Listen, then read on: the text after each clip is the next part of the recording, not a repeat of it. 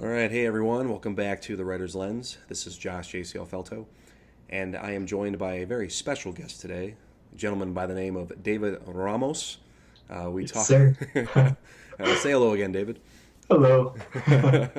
I got the okay before we went live on that to roll the R and pronounce your last name correctly. So, thank You you did a for great job. thank you for letting me do that. I appreciate it.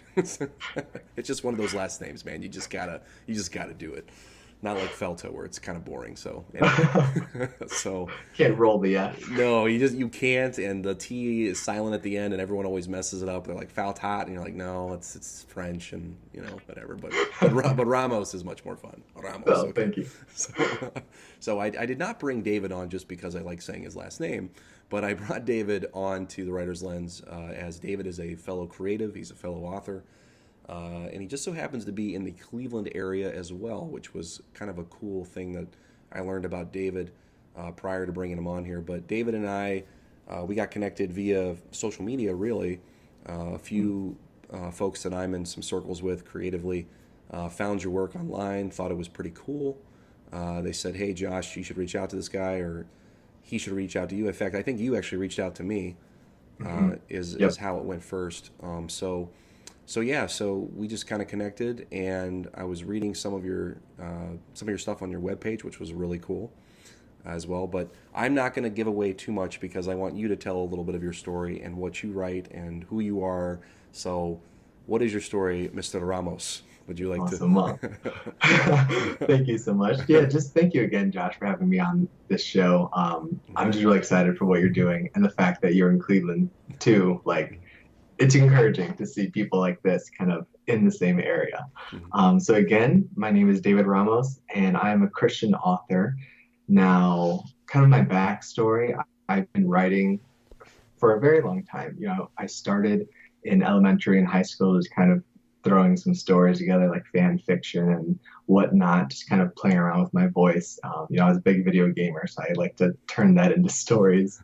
It wasn't until college that, I started taking my faith more seriously, and that came with it this kind of calling to write more. Um, so around 2010, 2011, I had started just going more all in, writing for different blogs, pretty much about anything, like dating and business and anything that a young college guy is gonna be interested in. Who has For tons of better or knowledge on worse. already as well, Oh right? yeah, All the kind yeah. of knowledge, of So course. please don't look at my blogs from that early. So I wrote for a lot of websites, and in 2012, I put out my first Christian book, through Amazon, and it was pretty bad, as you could imagine. I didn't know what I was doing. I didn't super know how to craft a good book yet. But the fact that I started that early just put me in the right direction. And so around 2012 is actually when I started seminary. And so during that time, I got to, learn the craft of what I was thinking better and also already started the writing portion more. So from 2012 to 2015 was kind of a training ground. Hmm. And then 2015 is when I really took this seriously. I ended up in a job that I wasn't very happy in. And at the same time, I came across people like Joanna Penn who were writing full time and making a good income at it. I saw this as an opportunity. So in 2015, I actually took all the books down that I had previously published. So you won't find any of those. But since 2015, I published 14 books um, that have reached just about 300,000 people have either downloaded a free copy or bought something. And so, it's been very encouraging. It's a slow process. I've just been trying to get better every year, reach more people, write more books, just get better at what I'm doing, and hopefully encourage other people, other Christian writers in particular, along the way. Hmm. That's excellent, man. You are definitely the example of a guy that had a bit of a vision and went right after it, and then realized that the vision was kind of incomplete, perhaps, and you need a little more groundwork and figuring out what to do. I relate to that completely. In fact, I think I've talked about that as well. How 2012 was the first time I published something as well, and Awesome. yeah, and that was those were just just I look back on them and I go, okay, that was a learning experience for sure. Like that was definitely a learning experience. So I know what you mean. yeah, exactly. So I think that is really encouraging that it's okay that, if you want to write, if you actually want to get a message out there, it doesn't have to be necessarily the golden ticket book that you're writing the first time around, right? I mean, it's not Definitely not. that's not actually what you have to do.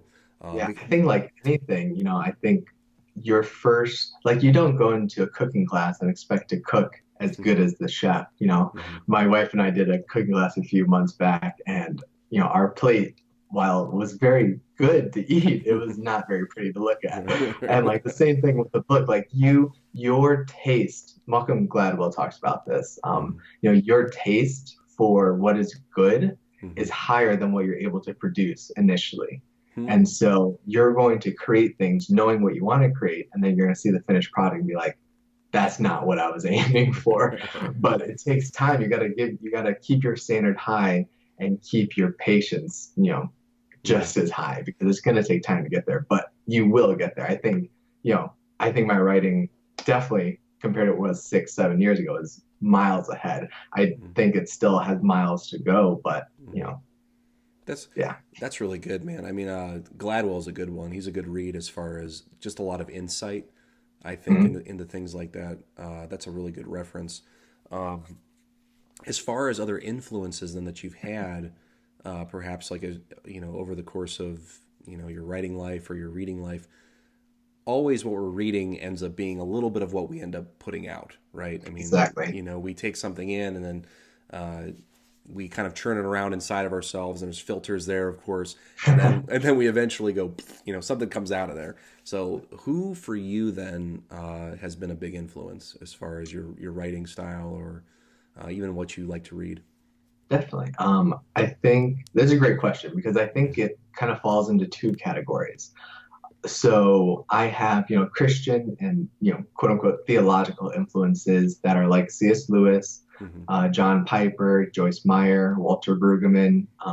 Some of them are more popular writers than others, but I like the way they each think through an issue. And I try to do that in my writing. Now, that's category one. Category two would be other authors, mostly self published, like Joanna Penn, like I said, Chris Fox, who does a lot of science fiction but is awesome in how to sell a book. And then Adam Hoagie does a lot in the Christian nonfiction. Hmm. He's actually one that I've trained with a lot over the last few years because I think he's sold over 2 million books just through Amazon. And Well, so he's, the goal of where I want to get to. that's awesome. I think it's really important too. And you were saying that you've kind of trained, or rather, you've kind of come alongside some of these folks. I mean, it doesn't even have to be a physical sense. It can be a virtual sense. You're following their Mhm. blog or you're seeing what they do on social media. That's really important for, I think, a new creative, a new writer to understand is that, like, I talk about this a lot, but it always bears repeating because you never know who's jumping in on these interviews or these podcasts for the first time. Is that the old stereotype of sitting in a cabin in the middle of nowhere and getting some kind of divine download is kind of a thing of the past. I don't even know if it really was a real thing. I mean, it was I just don't based. think it was. No, Yeah. there had to have been collaboration at some point. There had to have been some sort of like apprenticeship, perhaps, or someone you were feeding off of that ended up really kind of cultivating your work, and turning Mhm. you into a better writer. So I mean, I think I got your answer, but you agree with that? I mean, is No, yeah, 100%. I think you hit it on the head. I think, uh, it might be stereotypical, but I think especially if you write in an inspirational or a religious, genre, Mhm. you're expecting, all right, this is kind of a religious experience. I'm sharing what I have learned Mhm. from God, from my faith, and now sharing that out. So I need the writing to be, spiritual or whatever. But like the discipline has to be there. Yeah. The only reason I've gotten 14 books out isn't because I have an angel whispering me good ideas. It's because I've put my butt in the chair for the last, 6 years and just write a little bit each day. And I forget the quote, but basically, inspiration knows where to find you if you're in the same place every day. Like you just got to show Mm. up.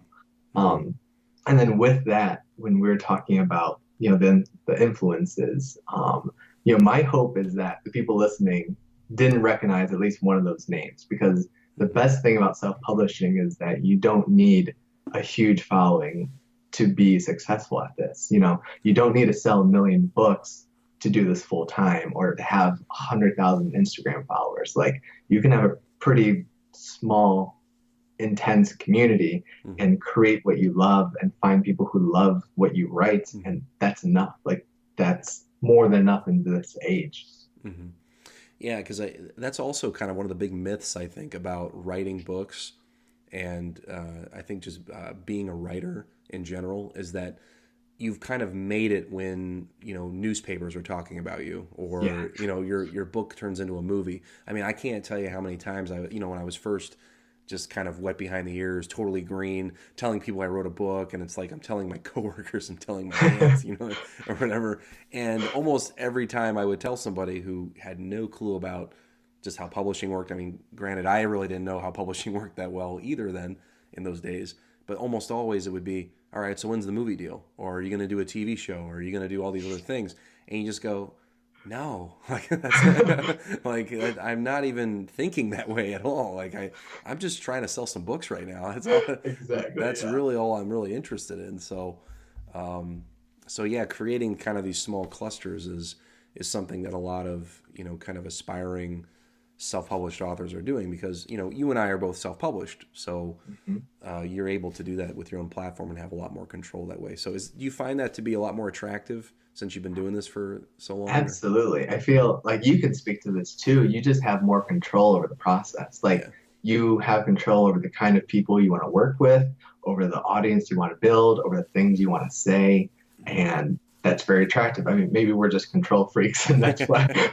Maybe could be Mr. Ramos. We'll keep it on the down low. But I just think it's cool to, the barriers and the gatekeepers are just not in the picture right now. The gatekeepers are the readers. They get to decide if what you are putting out is helpful for them. And if it's not, they're not joining your tribe. But if they are, there's no other barrier to go through. It's you and them and this relationship that you're cultivating through your art.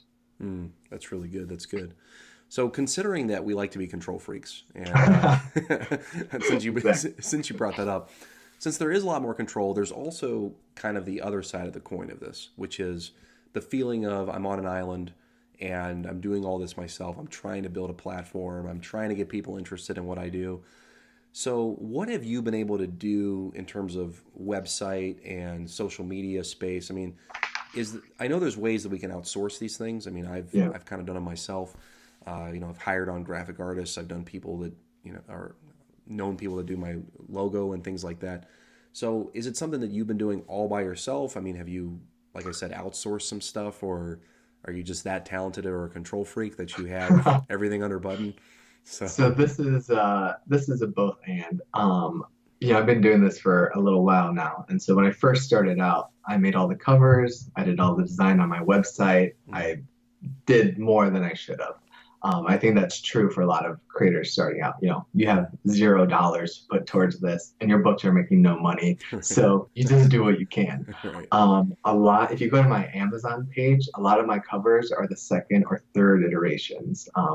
I've gone, I designed a cover eventually. I used tools like Fiverr or 99 Designs. And then now I actually have a cover designer that I work with one-on-one, who I just shoot an email, this is what I need, and then we work together, which is really cool. So that's like the book part of it, because for what we do, the covers is 90% of the promotion. Yeah. So if you have a good cover, or if you only have $500 to spend, put that towards covers. Don't put that towards a website or a beautiful social media page or whatever. Put that towards a cover, and the rest will take care of itself down the way. So like that's my number one advice.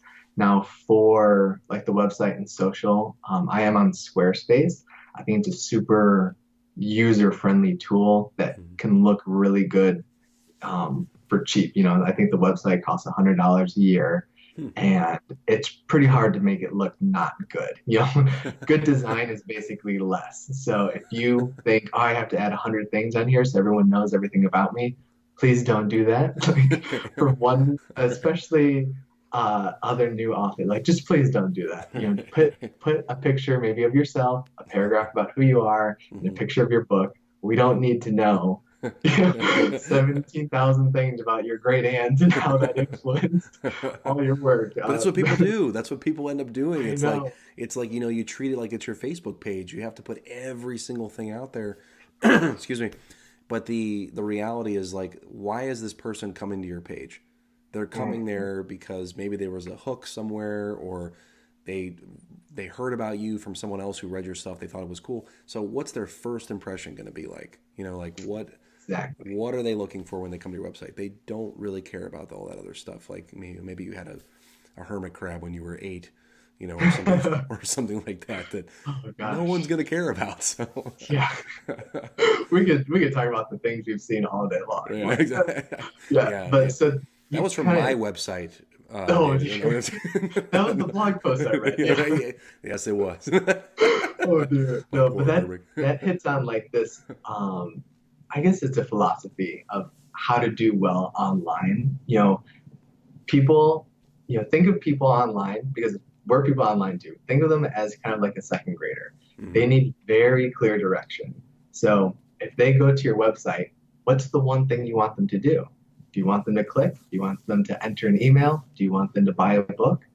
Like, only have one thing. Like, when you go to my homepage, you scroll down, you enter an email. That's the only thing you can do on that page. If you look at my books page, I want you to click on a book.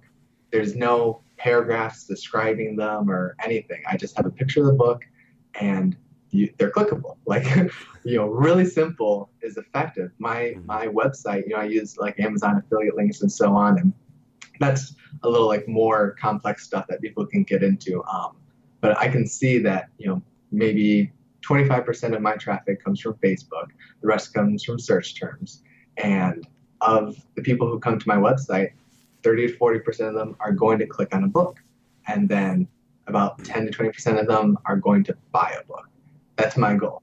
If I send 100 people to my website, 2 to 3 of them are going to buy a book every day of the week. And that's a success to me. I know, like, I could probably get those numbers up, but when you're building a website, have a goal in mind. Do you want to sell a book when they come here? Do you want to capture an email? Have a very clear goal. Because if you don't have a goal, if you don't know what you want them to do, they won't know what to do, and they'll flitter on around the internet and just leave. So And go find more cat videos or something. they're entertaining. Read about somebody else's hermit crab or something. I don't know. But no, that's actually really excellent advice, David. Because I can think of a lot of websites. Like you said, we could go down this rabbit hole pretty quickly. But like just thinking of websites that you go there and you're just like, what am I even looking for? I don't even know what this person is even doing. And I think it is a good reminder for me too that that's the space that you really should be paying attention to if you do have some books and you've published and you really want to have a more polished look, is to really work on that homepage.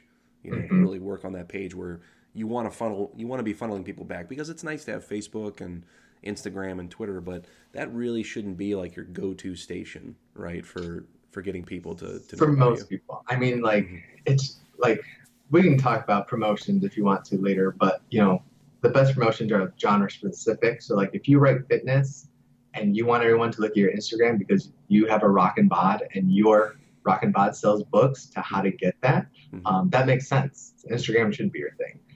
If you write science fiction and your favorite thing is to talk about other science fiction books you write, then maybe YouTube should be your thing. I think you need to understand your audience, your genre, and that's going to dictate what you should put your energy towards. For Christian authors, a lot of them are on Facebook. The biggest pastors have huge audiences there, and so I try to put a lot of time into there, crafting content that would be attractive to them, because then I know they're already living there. So come on over and visit my website. So that's how I've done it. But That's really good advice, David.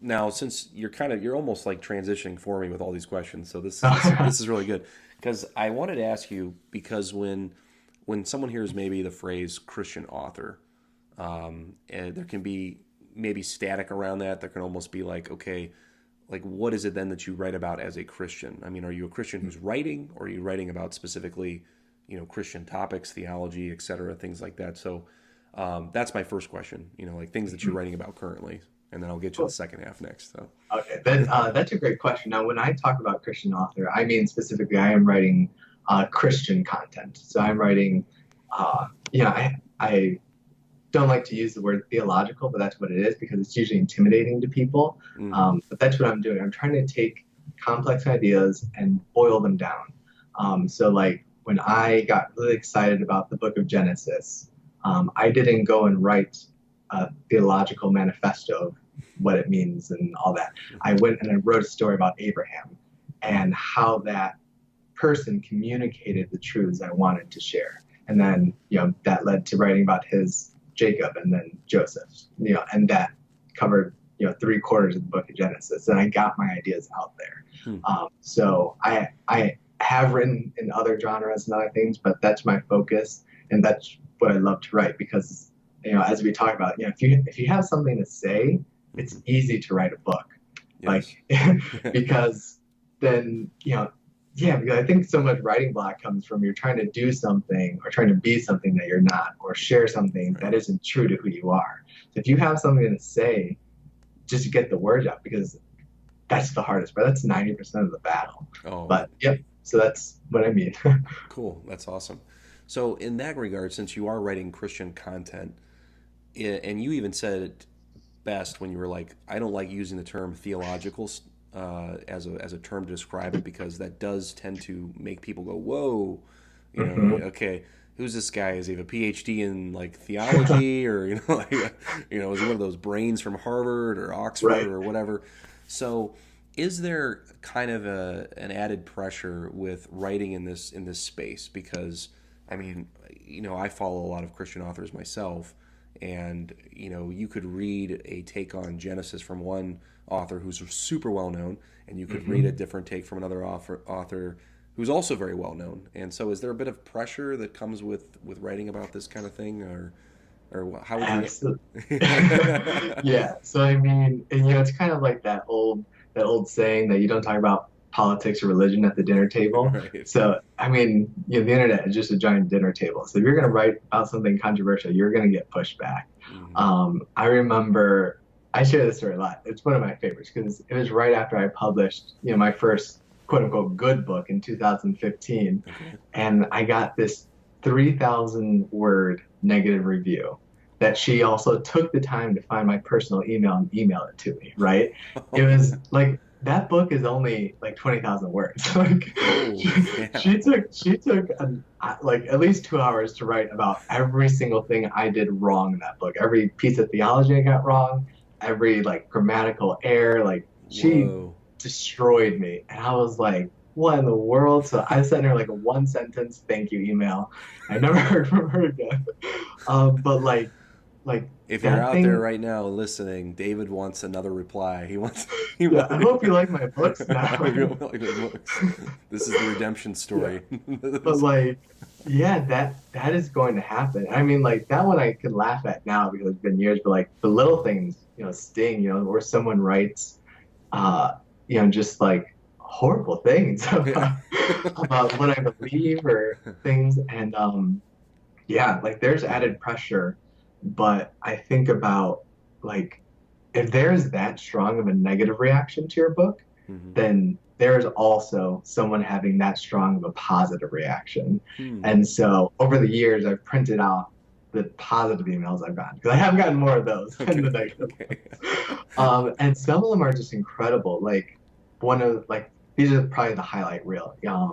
There was a guy who literally found Christ in jail because his wife found one of my books and started sending him books in jail. So and so I got this huge email. Wow. And I was like, what in the world? Another one, she emails me like once a week. She has been a Christian her whole life, but just kind of in the background. And she led her first Bible study at the age of 72 using my S. Yeah, and I was like, man, like this is cool. And so that makes it worth it because for every negative email, I know, even if they don't tell me, there's 10 people being blessed, growing from what I'm writing. And I just got to keep those people in mind. So.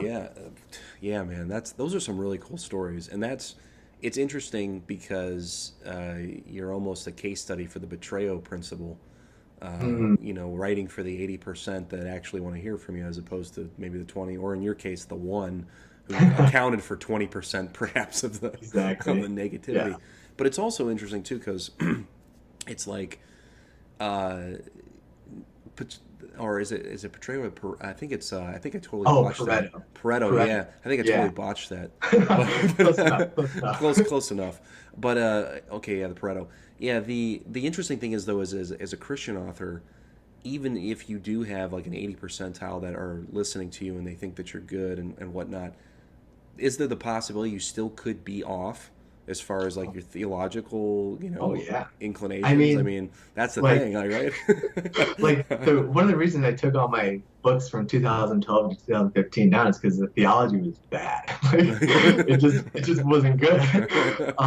And I know like not all right. First of all, you should not agree with everyone you read. That's Mm, regardless of if you're a Christian or not. You should not agree with everyone you read. If you're only reading people you agree with, that's a whole other conversation we need to have because that's different. And so I don't want my readers to agree with everything I write. A lot of my readers are very educated.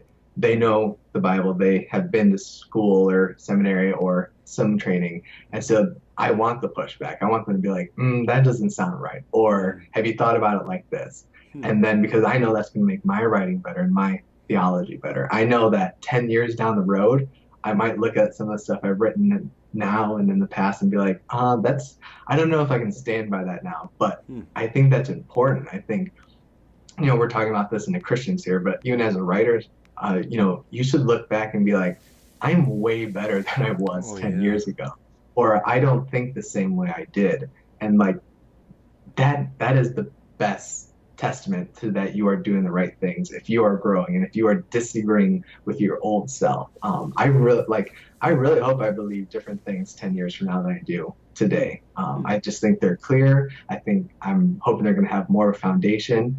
Obviously I hope it's not like night and day beliefs. Right, I was No, like, like, David, roll it in, man. Come on, ring it, yeah, yeah, ring no. it in. Everyone take that in context. Take that in I context. just mean like, yeah, I think the way I explain things and express things, I hope they improve. Like Hmm. that's the heart of it. I hope that people take that as a challenge that you should be consistently getting better, not just in your craft, but in the ideas that are influencing what you're actually writing. Hmm.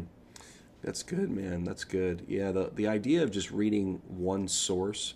I mean, granted, I would argue that reading the Bible would be a good source if it's the one that Yeah, you're gonna if you're that's gonna kind read. of yeah, that gets a pardon. That's not part of the conversation. Right, right, right. I had to throw it out there though, man. I just Yeah. I had to get it in. But I think Unless you're a KJV onlyist, like you only read the KJV, then you can't be my friend. you can't be.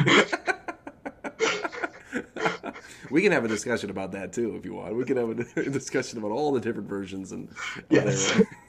That's funny. So, man, you just took me on like a whole other path right there with that. Yeah, With my with apologies. no. It's good. It's good. It's good.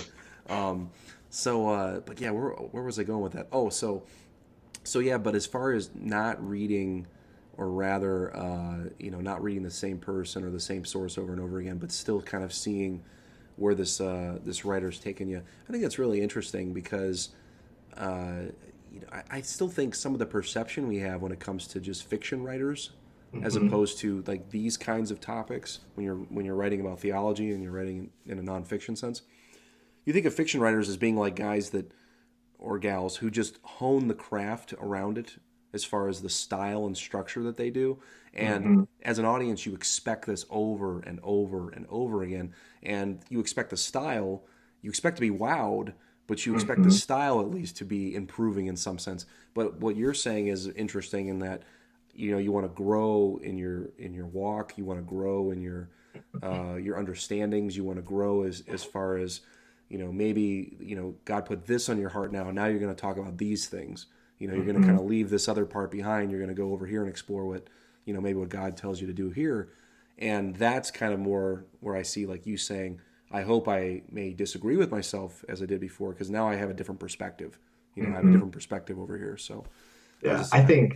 Oh, so I think C.S. Lewis is a great example of this because Mm-hmm. C.S. Lewis, in the Christian sphere, he's known so well for those nonfiction books, The Mere Christianity, Mm-hmm. The Great Divorce, things like that.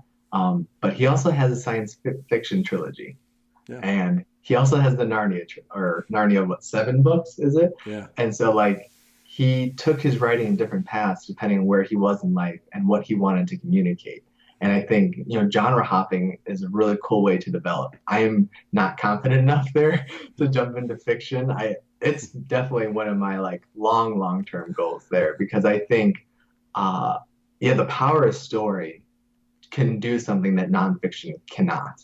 I Mm-hmm. love what I write, but I am also very aware of the limitations of what I write.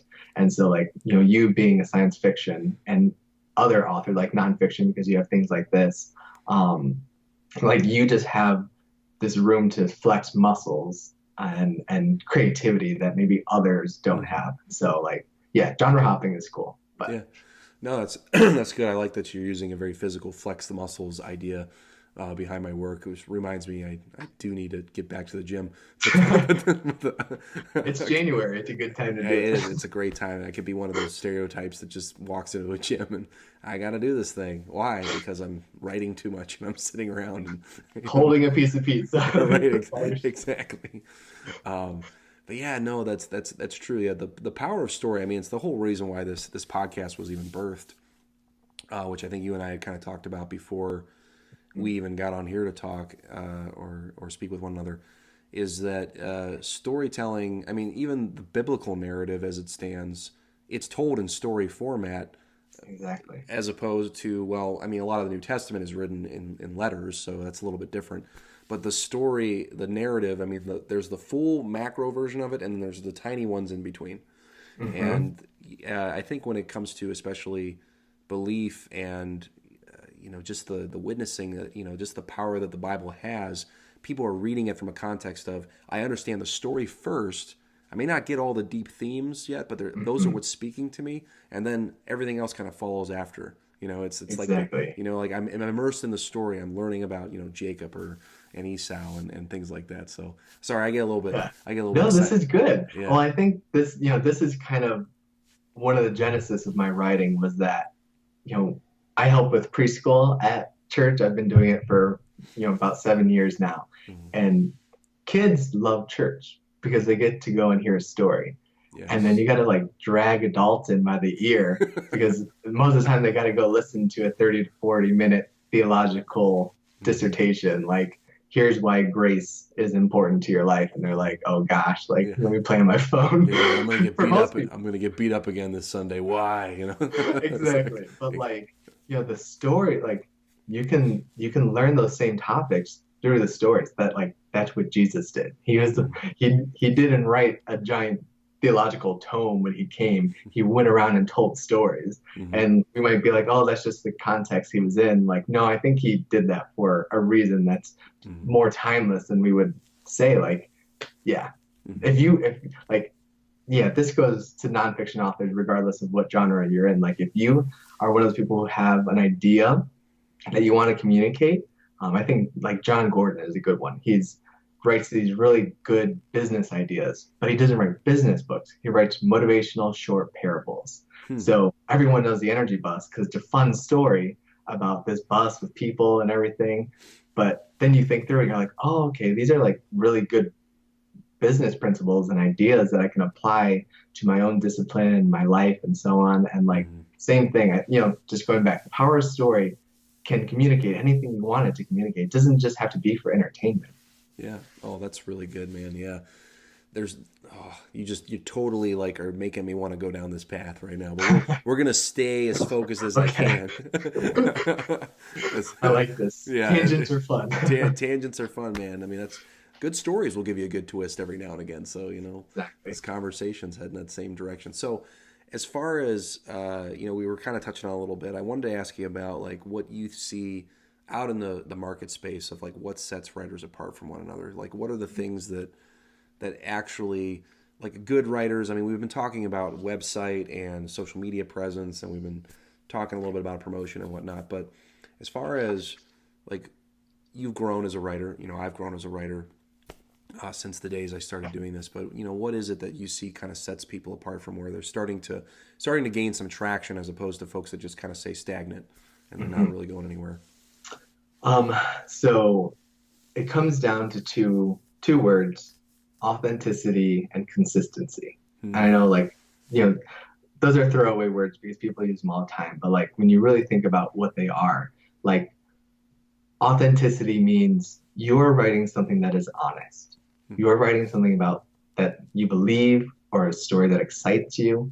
There's the Hemingway quote that I'm going to paraphrase it, but basically, writing is easy. All you do is sit down and bleed. Yes, I love that And quote. good writing should hurt. It's definitely not a normal occurrence, but like I can count on probably one or two hands the number of times like where I have sat down to write for an hour or two, and I just left crying because like Hmm. what I wrote hurt or touched on a spot or was something I was still working through. The only way I could work it out with words. Like that is good writing. The books that are on my bookshelf that has touched me most are usually vulnerable books, Hmm. because the people sharing them, this is something you'd probably tell a very close friend or a family member. Hmm. Like the fact that they took the effort to put that into words and to share those words with other people, like, that's priceless. So that's part one. That's authenticity. That's what I mean. The second part is consistency. You unless you're J.R. Martin, you are not going to become very good writing one book every 10 right, years. Like right. that's just it doesn't work like that. No, no. No, you need to sit down, you need to write every day, even if it's 100 words, even if it's, just a brain dump of I don't know what to write today. This is frustrating. Like just get that out. You have to write every day. And I used to push back against this because I thought because there's different community different styles in the writing community. Hmm. There's like spurt or sprint writers who will write for 3 to 4 weeks at a time, Hmm. massive amounts, and then take a month or two off. And I thought I was more like that. But then when I stuck with more marathon writing, so low counts but very long term, Right. um, it's just better. Like the quality is better, my consistent voice is better.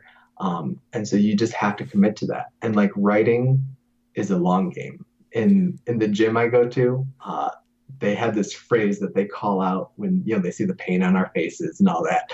Right. They yell out, "Slow is better than stopped." Hmm. And so they just want you to know, like, don't stop. If you stop, you're going to lose the momentum of your workout. Hmm. Just go a little slower, but you got to keep going. Right. One more inch, one more workout, one more set. And so the same thing, like, okay, you didn't write the book you wanted to in this year, but you got 2 chapters done. Keep writing 100 words a day. Keep writing 1,000 words a week, whatever it needs to be to get to that destination goal. Because, if you're consistent, you're going to get there eventually. 100 words a week or 100 words a day is one nonfiction book a year. Yeah. 1,000 words a day is multiple books in the nonfiction. It's probably just like two science fiction because they're so big. But Yeah, that's the truth. yeah, like those are the two things that I would just tell. Be authentic, be consistent. If you can get those two down, like the rest will take care of itself. Hmm. Good stuff, man. Because that also is going to lead into overcoming the fear of publishing and getting your actual words out there for people to critique. Yeah, Uh, because people will critique your stuff. I can't say I've had anyone write me a 3,000 word email yet.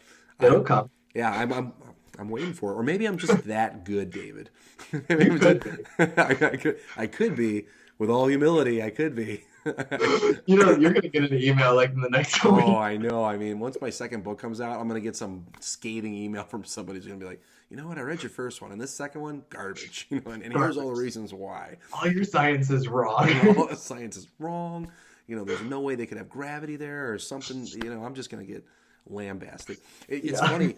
Quick side note on that note is I'm part of a couple different groups on Facebook for like reading and writing and fiction and things like that. And there was a funny meme recently where someone was talking about their struggle of writing a 15th century like a bartender or something or other like that, and they were trying to figure out how much that bartender would have made in a night.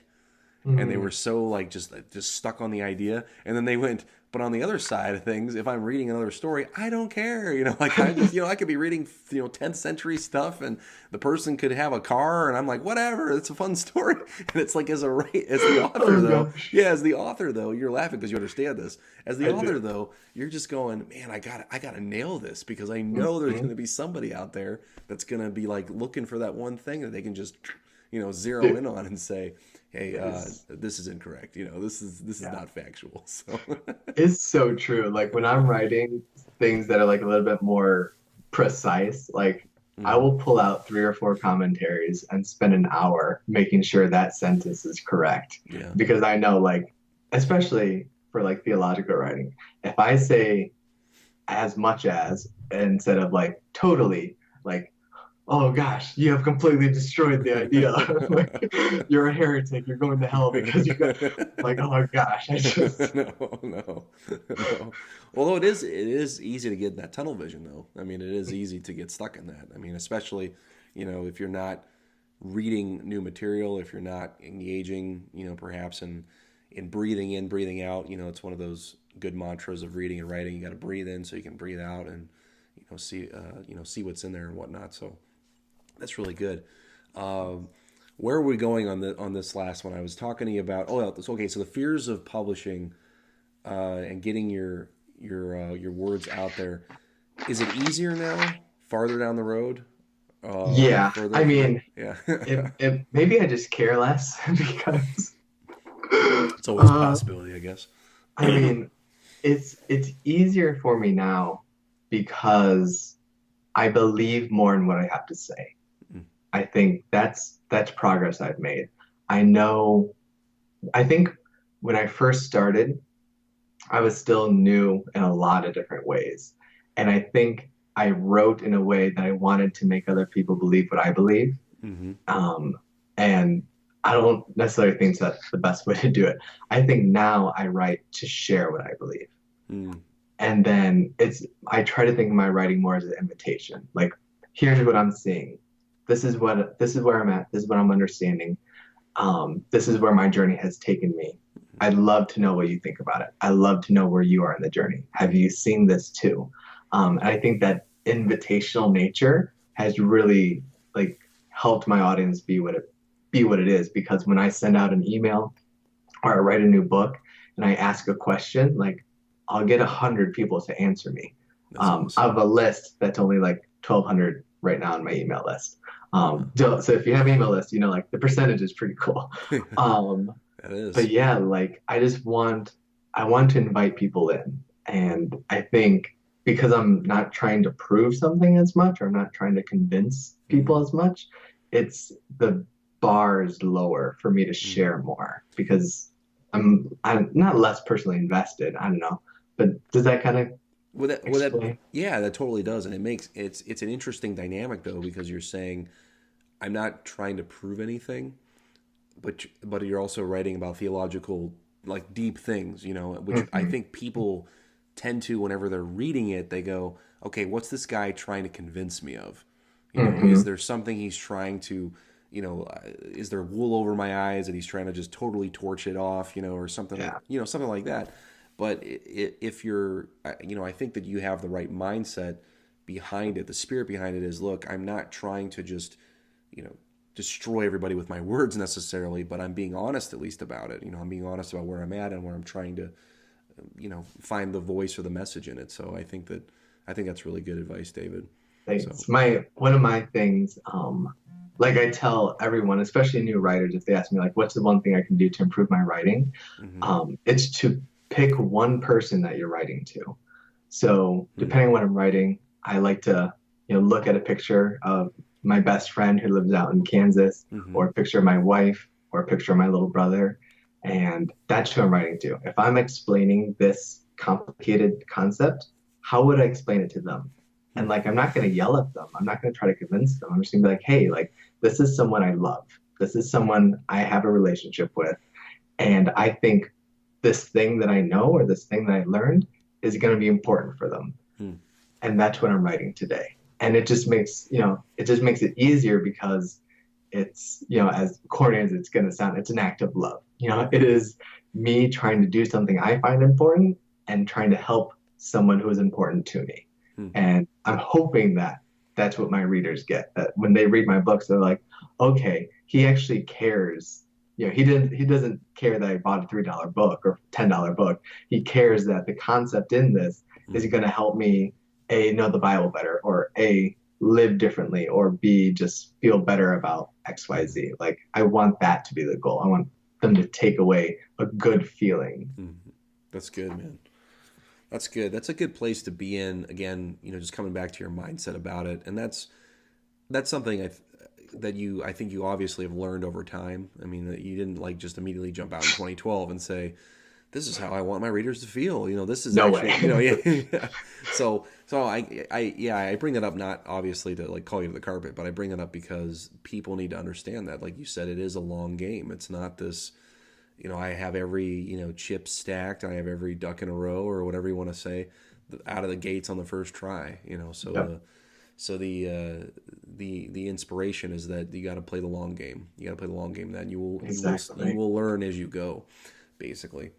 And speaking of learning as you go, what are some things then, I guess, looking ahead, as I'll kind of bring this in for a landing here with us, even though I think we could keep going for probably like another hour, is just talking about like what do you see as being things you put energy around, like going forward? Like are you thinking about doing any kind of like live events or like live streaming stuff, or I don't want to get too ahead in this conversation because there is something I want to end this on, but just like what are your thoughts behind that? Like what you're doing else to market yourself in 2019?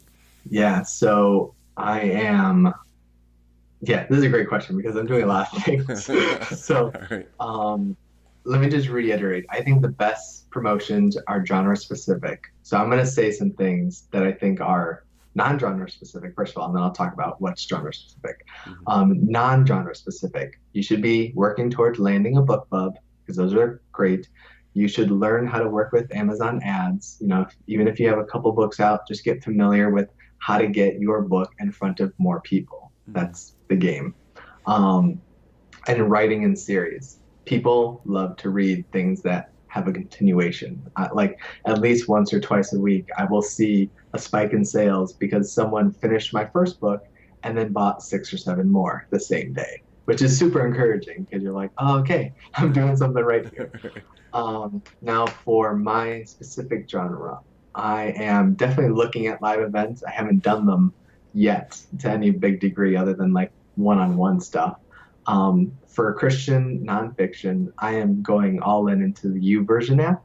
So last year I experimented, put a few devotionals out since I had already written devotionals. I converted some of the content to fit their platform because it's a little bit more concise. And to date, I've had about 130,000 people read those devotionals. So it's been a very productive, about 6 months so far. So this year, I'm trying to do at least one devotional a week on there. So I'm just cranking them out because I want to because I know, like, I've seen the numbers. I don't know the conversion in my head, but basically, of those thousands of people who have read those, I've sold somewhere between 700 and 800 books just from the YouVersion devotionals. That's awesome. So like the conversion there is very good, especially for something that's free, that takes a couple hours to write something that is then evergreen. So if you're Christian and you're writing, figure out how to get on YouVersion. And then, social media is always big for me. I think if you're looking for people who are doing things right, Gary Vaynerchuk, he uses some colorful language, but he's a very good practitioner of social media. So basically just learn what he does. He talks a lot about having a pillar content, and then the rest is distribution. So this year, I'm kind of working on Facebook being my Christian pillar. So Facebook is where if someone is a Christian and finds me, they're going to Facebook. If they're an author and find me, I'm sending them to YouTube because I'm trying to build that momentum there. And just being purposeful, like this year is the year I have the least amount of goals. I think I only have really 2 goals for the entire year because when you have too many things, you're headed in too many directions. It's a And storm, so, man. It's a total storm, and you exactly. can't manage it. Yeah. So, Yeah. so my advice, like for good promotion, do less. Like, do less. Pick one or two avenues, go all in on them, and that's it. Don't do what I did and buy webinar software, get a ClickFunnels account, buy unnecessary equipment, sign up for 3 teachable courses. Don't do that. That's not going to help you sell more books. Trust me, I wasted lots of money learning the hard way how to focus and how to do things that actually build momentum. So you were spending money on things that stop momentum Yes. in terms of it trying to build momentum. Yeah. Because one thing I guarantee everyone listening to this right now, you know enough to write a book and to sell 1,000 copies of that book. You don't need to read anything else. Like, I guarantee it. You already know. You have to be authentic. You have to be consistent, and you have to go tell people that you wrote a book. Like, right. Everyone wants a magic formula. There's no magic formula. You just do the thing over and over and over again until enough people know who you are that you don't have to do it as much anymore. That's all it is. That's right. You heard it here first from David Ramos. You don't have to know anything. You just publish it. If you do it consistently enough, could take 50 years. You will sell 1,000 books. Yeah, we can edit all of that out. I know I'm keeping it in, brother. I think that's good stuff. I think that's really good. So, no, that's excellent. Because well, I do agree with you though on a lot of that, because there's so much experience you have to get while you're doing it. I mean, you have to be willing to fail in some regard, and fail gently. And when I say fail gently, I don't mean fail like, oh, I'm just gonna lose a little bit out of this. No, I mean like, I fail, but then I don't go, oh man, that's it for me. I just, there's no way. Like getting that email from that woman who just torched your book, like, to fail gently would be to say, okay, maybe she just didn't like it. All right, well, man, but I know words hurt. Okay, I'm not making light of that. I'm not making light of that whatsoever. But I think it was like years ago, someone had told me about how, if you're going to publish work, if you're going to put your thoughts out into the nether regions of the internet and deep corners of people's minds, you have to develop a little bit of thick skin though too. I mean, you have to be able to say, I am going to put this out there and I'm going to have some people who respond to it. Not everyone's going to love it. And if you are focused on getting everybody to love your work, you will lose, I think, one of the things that you said, which is authenticity. You're going to lose it pretty quickly. So exactly. That's really good, man. So on that note, the last thing I wanted to discuss with you is you actually do have a book coming out. So you have one other big thing happening very quickly. I do. So in March of this year, correct? Exactly. Okay. Yep. March 12th. Okay. So go ahead. Cool. So thank you. I have a new book coming out. It's called Magnetic Faith. And this is, if you want an authentic book, I think this is a good example of it. Last year, I went through a bunch of health issues, and I was actually on short-term disability leave from work for about 3 months. And during that time, I was either in the hospital or on the couch recovering. And so I had a lot of time to read and think. And I, just started taking a deeper look at what I believe. And these things have influenced me up to that point. Like, obviously I got sick because my body was not in a good state, but there were bad habits or bad things that helped me get to that point. And, bad ways I thought about God, bad ways, like just these things I didn't really pay attention to, but were there underneath the surface.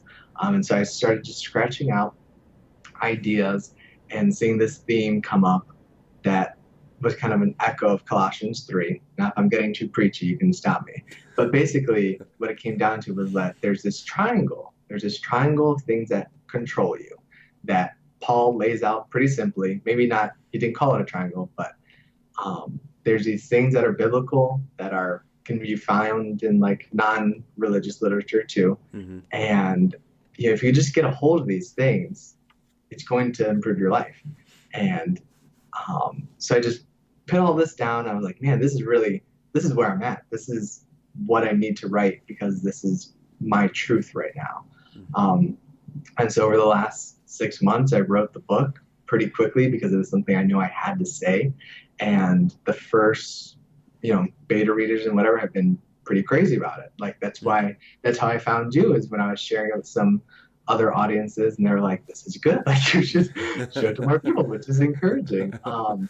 But yeah, it's a good example of taking what life gives you and turning that into something that can help others, especially in nonfiction writing. It's called Magnetic Faith, because first of all, it's a cool title. I think Yeah. people would click on it. I think that actually is a cool title, man. I think it's as long as you don't put Um, like a giant like old school magnet like on the front or something, like a I big tell you what, when I was getting cover designs, I specifically said, please don't put a magnet on here. Right. And how many I got of the 100 designs I had, like initially, I got like 80 that had magnets. I was like, come on, guys, don't Come do on, that. come on now.